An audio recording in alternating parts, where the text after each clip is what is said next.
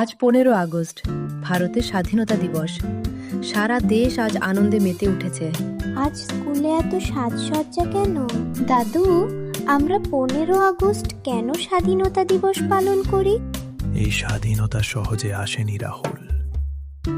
অনেক মানুষের ত্যাগ আর সংগ্রামের পর আমাদের দেশ স্বাধীন হয়েছে। দাদুর কথা শুনে রাহুলের চোখে কৌতূহল আরও বেড়ে গেল। স্বাধীনতার আগে ভারত ব্রিটিশ শাসনের অধীনে ছিল।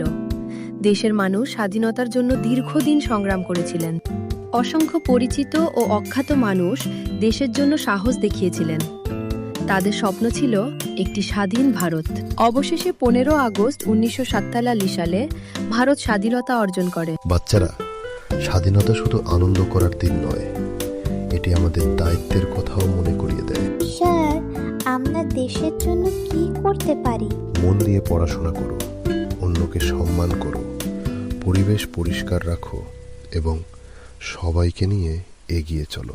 আমি বুঝতে পেরেছি, দেশকে ভালোবাসা মানে শুধু পতাকা হাতে নেওয়া নয়, দেশের জন্য ভালো কাজ করাও। একদম ঠিক বলেছিস। আমরা আলাদা হতে পারি ভাষায়, পোশাকে বা সংস্কৃতিতে, কিন্তু আমরা সবাই একই দেশের সন্তান। ঐক্যই আমাদের শক্তি। যাদের ত্যাগের কারণে আমরা স্বাধীন দেশে বাস করছি, তাদের প্রতি রইল গভীর শ্রদ্ধা। আপনার যদি এই ভিডিওটি ভালো লাগে তাহলে লাইক করুন এবং আমাদের চ্যানেলটি সাবস্ক্রাইব করুন। জয় হিন্দ।